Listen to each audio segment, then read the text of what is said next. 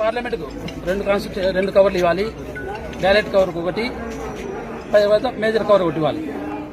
First ఒక గంట వరకు బోత్ కవర్స్ ఇచ్చారు, తర్వాత కవర్ షార్టేజ్ ఉందని ఒకే కవర్లు పెట్టి ఇస్తున్నారు. ఇది టెక్నికల్ గా ఇన్వాల్వ్ అవుతుంది. ఇలాంటి ఎలక్షన్ ప్రాసెస్ వల్ల ఉద్యోగుల వ్యయ ప్రయాసాలు వేస్తే వాళ్ళ ప్రయాసవంతంగా వేసిన ఓటు ఇన్వాల్వ్ అవుతుంది. కాబట్టి తక్షణమే 2 కవర్లతో ఎలక్షన్ ప్రాసెస్ జరపాలని కోరుతున్నాం. అలాగే డిక్లరేషన్ లో రిటైర్డ్ ఆఫీసర్ సంతకంతో పాటు సీలు కూడా యథావిధిగా వేయాలని ఉద్యోగుల పక్షాన మేము కోరుతున్నాం సార్. ఎందుకంటే ప్రజాస్వామ్యబద్దంగా ఎలక్షన్ జరపాలా, దానికోసం ఏ ప్రయాసాలు కోటి 171 నుంచి మహిళా టీచర్లతో పాటు ఉపాధ్యాయులు కూడా సుదీర్ఘ ప్రాంతం చేశాము. ఈ రోజు ప్రాపర్ ప్రాసెస్ లో ఎలక్షన్ జరగకపోతే మేము వేసిన ఓటు వృధా అవుతుంది, ప్రజాస్వామ్యం కల్పించిన హక్కును కోల్పోయిన వాళ్ళవుతాము. కాబట్టి ఒక ప్రజాస్వామ్య పాఠాలు బోధించే ఉపాధ్యాయులుగా మేము ప్రజాస్వామ్యబద్దంగా ఎలక్షన్ కమిషన్ ఆఫ్ ఇండియా ఇచ్చిన మోడల్ డెమో ప్రకారము పోస్టల్ బ్యాలెట్ కవర్లు సర్వ్ చేసి తక్షణమే బ్యాలెట్ ఎన్నికల ప్రాసెస్ యథావిధిగా జరపాల్సిందిగా కోరుచున్నాం.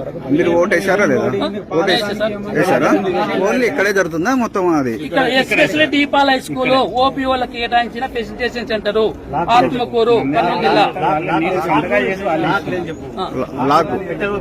అలాగే సార్, బిఫోర్ ఎలక్షన్ ప్రాసెస్ ముందే బ్యాలెట్ బాక్స్ కు స్లాగ్ చేసి కాటన్ కవర్ వేసి లక్కసీలు వేయాలి.